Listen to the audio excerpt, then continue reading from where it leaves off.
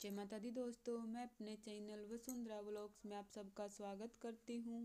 आज मैं आपको सुनाऊंगी कीड़ी नागरे की कहानी, जिसको सुनने से तमाम दुखों से छुटकारा मिलता है और घर में बहुत सारी धन संपत्ति का आगमन होता है।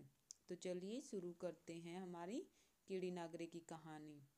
एक बुढ़िया थी, उसके 2 बेटे और 2 बहुएं थी। वो बहुत ही धनवान लोग थे। बुढ़िया का मन हमेशा धन में लगा रहता था। वो बुढ़िया माई ना तो कहीं धर्म पुण्य करती थी और ना ही कहीं जाती थी। सारा दिन घर के बारे में ही सोचती रहती थी।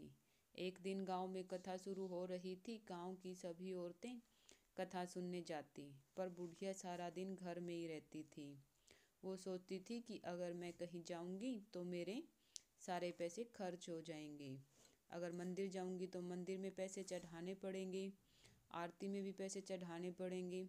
ऐसे वो बुढ़िया बहुत ही कंजूस थी, इसलिए वो ना तो कहीं जाती थी और ना कहीं आती। गांव की सारी औरतें उसको बहुत कहती थी कि तू कथा में जाया कर, तू सत्संग कीर्तन किया कर, पर वो किसी की भी नहीं सुनती थी। औरतें बोलती कि बुढ़िया तू कथा में चल, पर बुढ़िया माई रोज कुछ न कुछ बहाना बनाकर टाल देती थी कि आज जाऊंगी, कल जाऊंगी, ये बातें कहकर वो टाल देती थी। कथा के 6 दिन पूरे हो गए थे, 7वां दिन था। कथा खत्म भी हो गई थी। बुढ़िया कथा खत्म होने के बाद जाने लगी। रास्ते में भगवान ने ब्राह्मण का वेश धारण करके कहा, बुढ़िया माई कहाँ जा रही हो? तो बुढ़िया कहने लगी, कथा सुनने जा रही हूँ। ब्राह्मण बोला, कथा सुनने जा रही हो? कथा में तो कोई नहीं है, सब लोग अपने अपने घर चले गए हैं। ब्राह्मण बोला, वैसे कथा में मिलता ही क्या है? बुढ़िया गुस्से से कहने लगी, मुझे कथा से क्या लेना, मैं तो सोने की ईंट लेने जा रही हूँ। वहाँ पर सोने की ईंट मिलती है। भगवान बोले, वो तो तुझे मैं दे दूंगा। बुढ़िया बोली, तू दे दे। भगवान जी ने उसे एक सोने की ईंट निकाल कर दे दी। बुढ़िया ने अपनी चुन्नी में लपेटी और वहाँ से चल दी। रास्ते में चलते चलते सोचने लगी कि इस ईंट को मैं घर लेकर जाऊंगी तो बेटे बहुएं छीन लेंगे। यह सोचकर बुढ़िया घर के बाहर कच्चे आंगन में ही एक गड्ढा खोदकर ईंट को दबा दिया और उसके ऊपर ही आसन बिछाकर बैठ गई। शाम हुई तो बेटे बहू बोले कि माँ यहाँ क्यों बैठी है, अंदर चल, वहाँ चलकर आराम से बैठ। बुढ़िया तो सोने की ईंट पर बैठी थी, भला वो वहाँ से क्यों जाने लगी? उसे तो डर था कि उसकी ईंट को कोई चुरा ना ले। बुढ़िया अपनी जिद पर अड़ी रही, नहीं तो मैं यहीं पर बैठूंगी, अंदर नहीं जाऊंगी। और एक दिन वह बैठी बैठी वहीं पे उसकी मृत्यु हो गई। वह स्वर्ग को सिधार गई। यम के दूत बुढ़िया को लेकर गए, धर्मराज के पास गए और धर्मराज से बोले कि इस बुढ़िया का क्या करना है। बुढ़िया तो धर्म पुण्य तो करती नहीं थी, ऊपर से धन की लोभी, इसका क्या करे? तो धर्मराज बोले कि इसको कुतिया का जन्म दे दो। अब बुढ़िया माई को कुतिया का जन्म मिला। अब वो कुतिया भी वहीं पर आकर बैठ गई और वहीं रहती। जो भी वहाँ उस ईंट के पास आता, वहाँ से जो भी गुजरता उसको काटने को दौड़ती।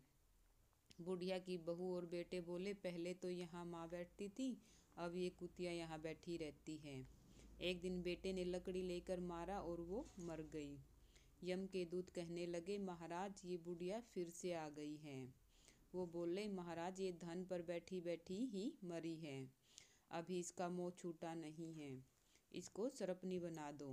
बुढ़िया को सरपनी का जन्म मिला और फिर से वो वहीं ईंट के ऊपर ही रहने लगी।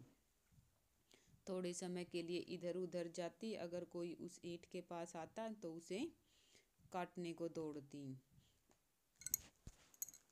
बुढ़िया के बहू बेटे कहने लगे, पता नहीं ये जगह कैसी है, पहले तो यहाँ माँ बैठी रहती थी, फिर यहाँ पर कुतिया बैठी रहती थी और अब ये सरपनी। बेटे ने सांप को उस लकड़ी से मार दिया। फिर वो यमराज के पास आ गई। यमराज महाराज फिर से कहने लगे कि ये बुढ़िया माई तो फिर से आ गई है, इसके बेटों ने इसको फिर से मार दिया है। धर्मराज कहने लगे इसका माया से अभी मोह छूटा नहीं है। अब इसको कीड़ी नागरे बना दो। महाराज, अब इस ईंट के नीचे कीड़ी नागरे के घर बन गया और पूरे आंगन में ही कीड़ियाँ हो गई। अब बुढ़िया कीड़ी नागरा बन गई और सारे घर में कीड़ियाँ ही कीड़ियाँ हो गई। न खाने दे न बनाने दे, सारा घर में कीड़ियाँ ही कीड़ियाँ हो गई। सभी को बहुत परेशान कर दिया। एक दिन भगवान जी साधु का वेश बनाकर बुढ़िया के घर गए। कहने लगे, अलख निरंजन माई, खाने को दो, मुझे बहुत भूख लगी है। बुढ़िया के बहू और बेटे कहने लगे, महाराज, हम तो खुद ही भूखे बैठे हैं। इन कीड़ियों ने तो हमें परेशान करके रखा है। हमें ही नहीं ये खाने देती है और ना ही ये बनाने देती है। आप तो साधु महाराज हैं, आप ही कुछ उपाय बताएं। महाराज कहने लगे, कहाँ है? जाकर देखने लगे तो उस जगह पर जाकर उस ईंट को खोदकर बाहर निकाल लिया। उस ईंट के 3 हिस्से कर दिए और 2 हिस्से थे उसके बेटों को दे दिए और 1 हिस्सा गरीबों के लिए दान देने के लिए उन बेटों को ही दे दिया। पर उन बेटों के मन में भी लालच आ गया था, उन्होंने उस तीसरे हिस्से का दान नहीं दिया।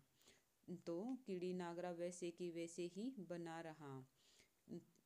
भगवान फिर से साधु महाराज का वेश धारण करके कीड़ी नागरे वाले घर में, यानी कि जहाँ बुढ़िया माई का घर था, वहीं पे आए और फिर से कहने लगे, माई, अब तो कुछ खाने को दे दो, मुझे बहुत भूख लगी है। दोनों बेटे और दोनों बहुएं बोली कि महाराज, आप तो कह रहे थे कि ये कीड़ी नागरा यहाँ से चला जाएगा, ये तो कहीं नहीं गया, हम तो उसी तरह से परेशान हैं। साधु महाराज बोले, तुमने कुछ धर्म पुण्य किया? बेटे बोले, नहीं महाराज, हमने तो कुछ नहीं किया। साधु महाराज बोले, जो टुकड़ा मैंने तुम्हें धर्म पुण्य के लिए दिया था, उसे लेकर आओ। बेटे वो टुकड़ा लेकर आए और उस टुकड़े को 2 हिस्सों में बांट दिया और दोनों बेटों को 1-1 हिस्सा दे दिया और कहा कि इस दोनों टुकड़ों को बेचकर आप अपनी माँ के नाम का धर्म पुण्य करो, ब्राह्मणों को भोजन कराओ, गायों को खाना डालो, कीड़ी नागरे को सींचो, जितना तुमसे धर्म पुण्य हो सके इन पैसों को धर्म पुण्य में लगाओ, तब बुढ़िया की मुक्ति होगी। और इस तरह से उसके बेटों ने दान पुण्य किया तो बुढ़िया माई की मुक्ति हो गई और वह वैकुंठ को चली गई। इस तरह से घर में बहुत सारा धन संपत्ति हो गया और बेटे पोते खूब धन से खेलने लगे और लास्ट में जो बुढ़िया माई के बेटे थे वो भी वैकुंठ धाम को ही गए। इस तरह से जो मैंने तुम्हें कहानी सुनाई है, ये थी कीड़ी नागरे की कहानी। इस कीड़ी नागरे की कहानी को सुनने से बहुत सी धन संपत्ति घर में आता है और इसके सुनने से विष्णु भगवान की कृपा होती है, माँ लक्ष्मी की कृपा होती है, शनि महाराज की कृपा होती है। इसको हमें 1.25 महीने तक तो हर रोज़ सुनना चाहिए। अगर आपसे हो सके तो 3 महीने 6 महीने भी सुन सकते हैं। इसको सुनना बहुत ही अच्छा होता है।